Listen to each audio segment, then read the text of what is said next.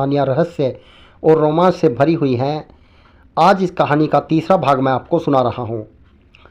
अहमद ने जो बाग के पेड़ पर बैठा हुआ था, जब देखा कि चपला ने नाजिम को गिरफ्तार कर लिया और महल में चली गई तो सोचने लगा कि चंद्रकांता, चपला और चंपा बस यही तीनों महल में गई हैं। नाजिम इन सभी के साथ नहीं गया तो जरूर वह इस बगीचे में ही कहीं कैद होगा।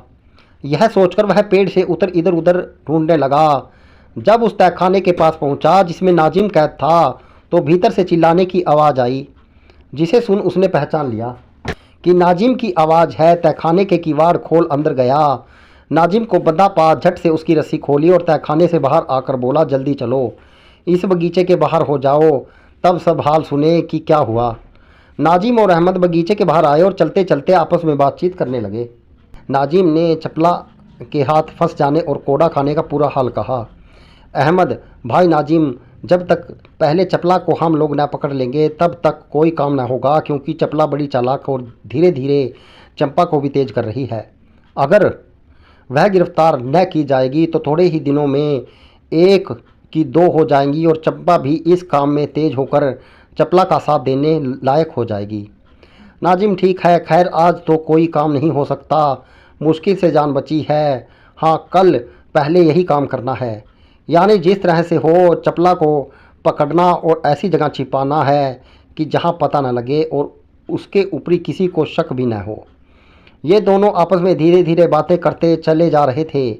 थोड़ी देर में जब महल के अगले दरवाजे के पास पहुँचे तो देखा कि केतकी, जो कुंवारी चंद्रकांता की लोंडी है, सामने से चली आ रही है।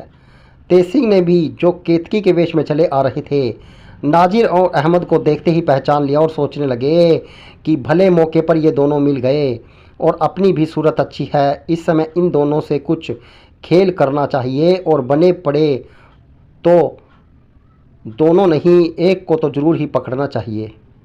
तेज सिंह जानबूझकर इन दोनों के पास से होकर निकले। नाजिम और अहमद भी यह सोचकर उसके पीछे हो लिए कि देखो कहाँ जाती है। नकली केतकी तेज सिंह ने मुड़ कर देखा और कहा, तुम लोग मेरे पीछे पीछे क्यों चले आ रहे हो? जिस काम का पर मुकर्रर हो उस काम को करो। अहमद ने कहा, किस काम पर मुकर्रर हैं और क्या करें? तुम क्या जानती हो? केतकी ने कहा, मैं सब जानती हूँ, तुम वही काम करो जिसे चपला के हाथ की जूतियाँ नसीब हों। जिस जगह तुम्हारी मददगार एक लोंडी तक नहीं है, वहाँ तुम्हारे किए क्या होगा? नाजिम और अहमद केतकी की बात सुनकर दंग रह गए और सोचने लगे कि यह तो बड़ी चालाक मालूम होती है। अगर हम लोगों से मेल में आ जाए तो बड़ा काम निकले।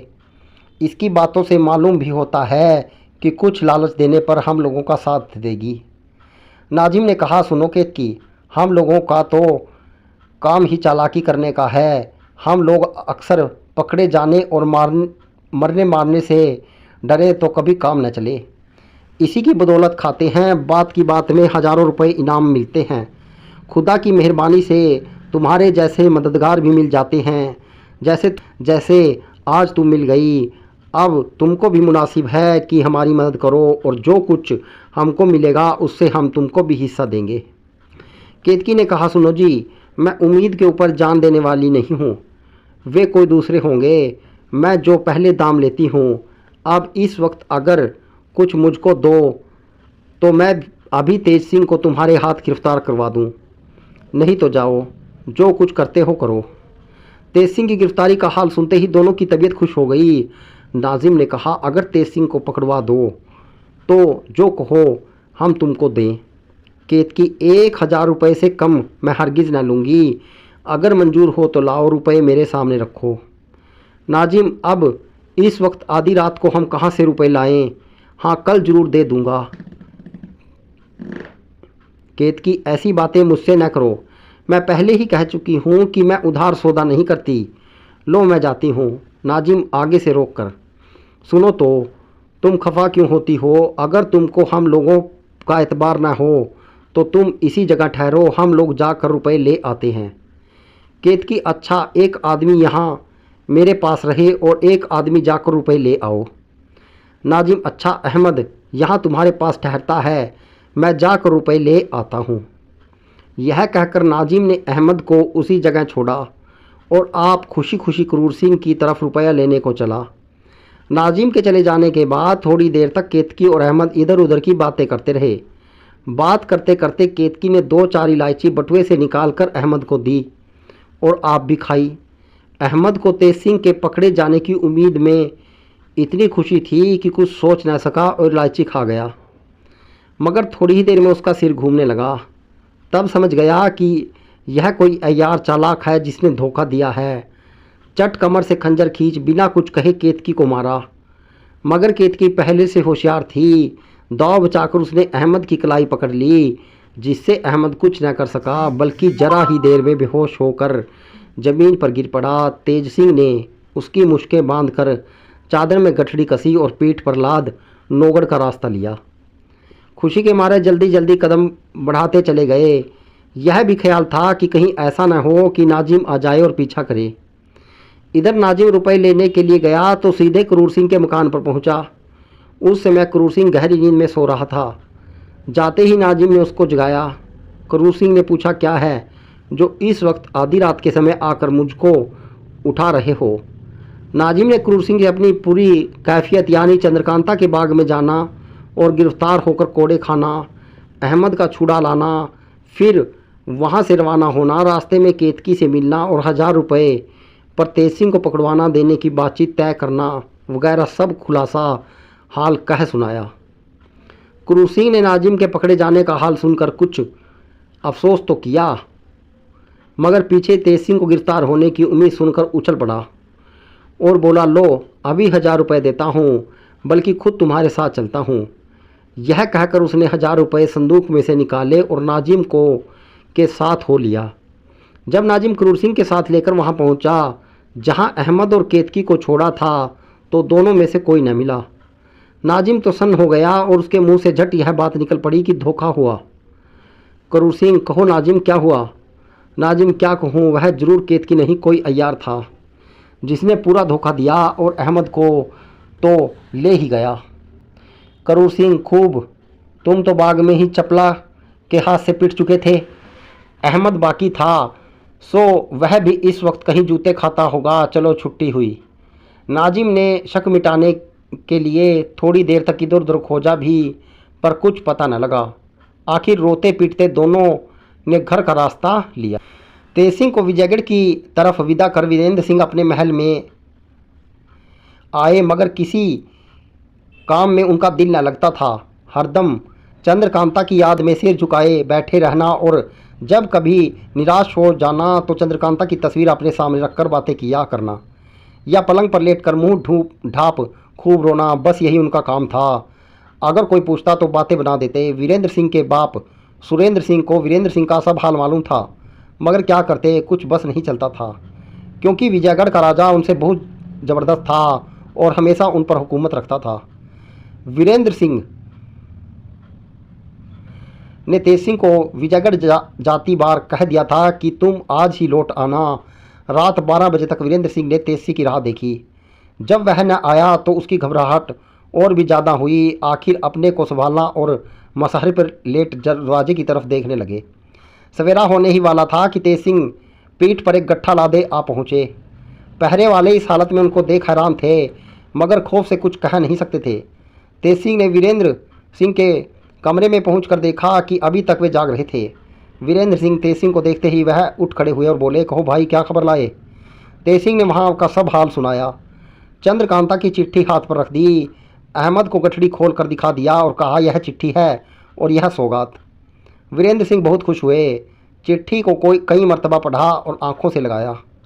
फिर तेज सिंह ने कहा, सुनो भाई, इस अहमद को ऐसी जगह रखो जहाँ किसी को मालूम न हो। अगर जयसिंह को खबर लगेगी तो फसाद बढ़ जाएगा। तेज सिंह, इस बात को तो मैं पहले ही सोच चुका हूँ। मैं इसको एक पहाड़ी खोह में रख आता हूँ जिसको मैं ही जानता हूँ। यह कहकर तेज सिंह ने फिर अहमद को गठड़ी बांधी और एक प्यादे को भेजकर देवी सिंह नामी अय्यार को बुलाया, जो तेज सिंह का शागिर्द, दिली दोस्त और रिश्ते में साला लगता था तथा अय्यारी के फन में भी तेज सिंह से भी किसी तरह कम न था। जब देवी सिंह आ गए तब तेज सिंह ने अहमद की गठड़ी अपनी पीठ पर लादी और देवी सिंह से कहा, आओ हमारे साथ चलो, तुमसे एक काम है। देवी सिंह ने कहा, गुरुजी वह गठरी मुझको दो, मैं चलूँ, मेरे रहते यह काम आपको अच्छा नहीं लगता। आखिर देवी सिंह ने वह गठरी पीठ पर लादी और तेज सिंह के पीछे चल पड़े। वे दोनों शहर से बाहर ही जंगल और पहाड़ियों के पेचीदे रास्तों में जाते जाते 2 कोस के करीब पहुंचकर एक अंधेरी खो में घुसे। थोड़ी देर चलने के बाद कुछ रोशनी मिली। वहां जाकर तेज सिंह ठहर गए और देवी सिंह से बोले, गठरी रख दो। देवी सिंह गठरी रखकर, गुरुजी यह तो अजीब जगह है, अगर कोई आए भी तो यहाँ से जाना मुश्किल हो जाए। तेज सिंह, सुनो देवी सिंह, इस जगह को मेरे सिवा कोई नहीं जानता। तुमको अपना दिल्ली दोस्त समझकर ले आया हूँ। तुम्हें अभी बहुत कुछ काम करना होगा। देवी सिंह, मैं आपका ताबेदार हूँ। तुम गुरु हो, क्योंकि अय्यारी तुम्ही ने मुझे सिखाई है। अगर मेरी जान की ज़रूरत भी पड़े तो मैं देने को तैयार हूँ। तेज सिंह, सुनो, और जो बातें मैं तुमसे कहता हूँ उनका अच्छी तरह ख्याल रखो। यह सामने जो पत्थर का दरवाज़ा देखते हो, इसको खोलना सिवाय मेरे कोई नहीं जानता, या फिर मेरे उस्ताद जिन्होंने मुझे ऐसी अय्यारी सिखाई वे जानते थे। तो वे तो अब नहीं हैं, मर गए। इस समय सिवाय मेरे कोई नहीं जानता। मैं तुमको इसे खोलना बतलाई देता हूँ। इसका खोलना बतलाई देता हूँ। जिस को मैं पकड़ कर लाया करूँगा, इसी जगह लाकर कैद किया करूँगा, जिससे किसी को मालूम न हो और कोई छुड़ा के भी ना ले जा सके। इसके अंदर कैद करने से कैदियों के हाथ पैर बांधने की ज़रूरत नहीं रहेगी। सिर्फ हिफाजत के लिए एक खुलासी बेड़ी उनके पैर में डाल देनी पड़ेगी, जिससे वह धीरे धीरे चल फिर सकें। कैदियों के खाने पीने की भी फिक्र तुमको नहीं करनी पड़ेगी, क्योंकि इसके अंदर एक छोटी सी कुदरती नहर है जिसमें बराबर पानी रहता है। यहाँ मेवों के दरख्त भी बहुत हैं। इस अय्यार को इसी में कैद करते हैं। बाद इसके महाराज से है बहाना करके कि आजकल मैं बीमार रहता हूँ, अगर 1 महीने की छुट्टी मिले तो आबोहवा बदल आऊँ, महीने भर की छुट्टी ले आऊँ। मैं कोशिश करके तुम्हें छुट्टी दिला दूँगा। तब तुम भेष बदल कर विजयगढ़ जाओ और बराबर वहीं रहकर इधर उधर की खबर लिया करो। जो कुछ हाल हो मुझसे कहा करो, और जब मौका देखो तो बदमाशों को गिरफ्तार करके इसी जगह ला उनको कैद भी कर दिया करो। और भी बहुत सी बातें देवी सिंह को समझाने के बाद तेज सिंह दरवाज़ा खोलने चले। दरवाजे के ऊपर एक बड़ा सा चेहरा शेर का बना हुआ था, जिसके मुंह में हाथ बखूबी जा सकता था। तेज सिंह ने देवी सिंह से कहा, इसके चेहरे के मुंह में हाथ डालकर इसकी जुबान बाहर खींचो। देवी सिंह ने वैसा ही किया और हाथ भर के करीब जुबान खींच ली। उसके खींचते ही एक आवाज़ हुई और दरवाज़ा खुल गया। अहमद की गठरी लिए हुए दोनों अंदर गए। देवी सिंह ने देखा कि वह खूब खुलासा जगह बल्कि कोस भर का साफ मैदान है। चारों तरफ ऊंची ऊंची पहाड़ियाँ जिन पर किसी तरह आदमी चढ़ नहीं सकता। बीच में एक छोटा सा झरना पानी का बह रहा है और बहुत से जंगली मेवों के दरख्तों की अजीब सुहानी जगह मालूम होती है। चारों तरफ की पहाड़ियाँ नीचे से ऊपर तक छोटे छोटे करजनी, घुमची, बेर, मकोये, चिरौंजी वगैरह के घने दरख्तों और लताओं से भरी पड़ी है। बड़े बड़े पत्थर से ढके मस्त हाथी की तरह दिखाई देते हैं। ऊपर से पानी गिर रहा है, जिसकी आवाज़ बहुत भली मालूम होती है। हवा चलने से पेड़ों की सरसराहट और पानी की आवाज़ तथा बीच में मोरों का शोर और भी दिल को खींच लेता है। नीचे जो चश्मा पानी का पश्चिम से पूर्व की तरफ घूमता हुआ बह रहा है, उसके दोनों तरफ जामुन के बड़े पेड़ लगे हुए हैं और पके जामुन उस चश्मे के पानी में गिर रहे हैं। पानी भी चश्मों का इतना साफ है कि ज़मीन दिखाई देती है। कहीं हाथ भर, कहीं कमर बराबर, कहीं उससे भी ज़्यादा होगा। पहाड़ों में कुदरती खो बने हैं, जिनके देखने से मालूम होता है कि मानो ईश्वर ने यहाँ सैलानियों के रहने के लिए कोठरियाँ बना दी हैं। चारों तरफ की पहाड़ियाँ ढलवा और बनिस्बत नीचे के ऊपर से ज़्यादा खुलासा थी और उन पर बादलों के टुकड़े छोटे छोटे शामियानों का मज़ा दे रहे थे। यह जगह ऐसी सुहावनी थी कि वो रहने पर भी किसी की तबीयत न घबराए बल्कि खुशी मालूम हो। सुबह हो गई, सूरज निकल आया। तेज सिंह ने अहमद की गठरी खोली, उसका अय्यारी का बटुआ और खंजर जो कमर में बंधा था ले लिया और एक बेड़ी उसके पैर में डालने के बाद होशियार किया। जब अहमद होश में आया और उसने अपने को इस दिलचस्प मैदान में देखा तो यकीन हो गया कि वह मर गया है। और फरिश्ते उसको यहाँ ले आए हैं, लगा कलमा पढ़ने। तेज सिंह ने उसके कलमा पढ़ने पर हंसी आई और बोले, मियाँ साहब आप हमारे कैदी हैं, इधर देखिए। अहमद ने तेज सिंह की तरफ देखा, पहचानते ही जान सूख गई। समझ गया कि तब न मरे तो अब मरे। बीबी केतकी की सूरत आंखों के सामने फिर गई। खौफ से उसका गला ऐसा दबाया कि एक हर्फ भी मुंह से न निकल सका। अहमद को उसी मैदान के चश्मे के किनारे छोड़ दोनों अय्यार बाहर निकल आए। तेज सिंह ने देवी सिंह से कहा, इस शेर की जुबान जो तुमने बाहर खींची थी उसी के मुंह में डाल दो। देवी सिंह ने वैसा ही किया। जुबान उसके मुंह में डालते ही जोर से दरवाज़ा बंद हो गया और दोनों आदमी उसी पेचीदी राह से घर की तरफ रवाना हुए। पहर भर दिन चढ़ गया होगा जब ये दोनों लौट कर वीरेंद्र सिंह के पास पहुँचे। वीरेंद्र सिंह ने पूछा, अहमद को कहाँ कैद करने के लिए ले गए थे जो इतनी देर लगी? तेज सिंह ने जवाब दिया, एक पहाड़ी खो में कैद कर आया हूँ। आज आपको भी वह जगह दिखाऊंगा, पर मेरी राय है कि देवी सिंह थोड़े दिन भेष बदल कर विजयगढ़ में रहे। ऐसा करने से मुझको बड़ी मदद मिलेगी। उसके बाद वह सब बातें भी वीरेंद्र सिंह को कह सुनाई जो खो में देवी सिंह को समझाई थी, और जो कुछ राय ठहरी थी वह भी कहा, जिसे वीरेंद्र सिंह ने बहुत पसंद किया। स्नान पूजा और मामूली कामों से फुर्सत पा दोनों आदमी देवी सिंह को साथ लिए राज दरबार में गए। देवी सिंह ने छुट्टी के लिए अर्ज किया।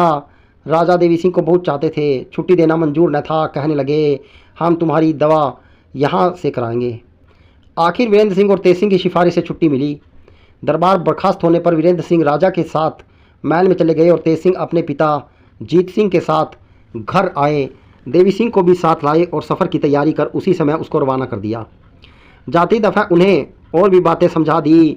दूसरे दिन तेज सिंह अपने साथ वीरेंद्र सिंह को उस घाटी में ले आए जहां अहमद को कैद किया था। कुमार उस जगह को देखकर बहुत ही खुश हुए और बोले, भाई इस जगह को देखकर तो मेरे दिल में बहुत सी बातें पैदा होती हैं।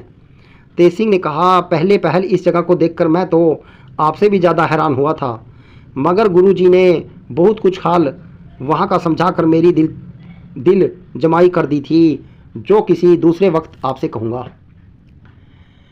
वीरेंद्र सिंह ने इस बात को सुनकर और भी हैरान हुए और उस घाटी की कैफियत जानने के लिए जिद करने लगे। आखिर तेज सिंह ने वहाँ का हाल जो कुछ अपने गुरु से सुना था कहा, जिसे सुनकर वीरेंद्र सिंह बहुत प्रसन्न हुए। तेज सिंह ने वीरेंद्र सिंह से कहा, वे इतना खुश क्यों हुए और यह घाटी कैसी थी? यह सब हाल किसी दूसरे मौके पर बयान किया जाएगा।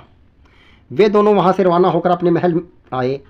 कुमार ने कहा, भाई अब तो मेरा हौसला बहुत बढ़ गया है, जी में आता है कि जयसिंह से लड़ जाऊं। तेज सिंह ने कहा, आपका हौसला ठीक है, मगर जल्दी करने से चंद्रकांता की जान का खौफ है। आप इतना घबराते क्यों हैं? देखिए तो क्या होता है। कल मैं फिर जाऊंगा और मालूम करूंगा कि अहमद के पकड़े जाने से दुश्मनों की क्या कैफियत हुई। फिर दूसरी बार आपको ले चलूँगा। वीरेंद्र सिंह ने कहा, आप नहीं, अब की बार मैं ज़रूर चलूँगा। इस तरह एकदम डरपोक होकर बैठे रहना मर्दों का काम नहीं। तेज सिंह ने कहा, अच्छा आप भी चलिए, हर्ज क्या है, मगर एक काम होना ज़रूरी है, जो यह है कि महाराज से 5-4 रोज़ के लिए शिकार की छुट्टी लीजिए और अपनी सरहद पर डेरा डाल दीजिए। वहाँ से कुल 2.5 कोस चंद्रकांता का महल रह जाएगा, तब हर तरह का सुविधा होगा। इस बात को वीरेंद्र सिंह ने भी पसंद किया और आखिर यही राय पक्की ठहरी। कुछ दिन बाद वीरेंद्र सिंह ने अपने पिता सुरेंद्र सिंह से शिकार करने के लिए 8 दिन की छुट्टी ले ली और थोड़े से अपने दिल्ली आदमियों को, जो खास उन्हीं के खिदमती थे और उनको जान से ज़्यादा चाहते थे, साथ ले रवाना हुए। थोड़ा सा दिन बाकी था तब नौगढ़ और विजयगढ़ के सिवाने पर कुछ लोगों का डेरा पड़ गया। रात भर वहाँ मुकाम रहा। यह राय ठहरी कि पहले तेज सिंह विजयगढ़ जाकर हाल चाल ले आए। मित्रों, मैं आप सभी को चंद्रकांता की रहस्य रोमांच से भरी हुई कहानियाँ सुना रहा हूँ। कहानी अच्छी लगे तो इसे शेयर कीजिएगा।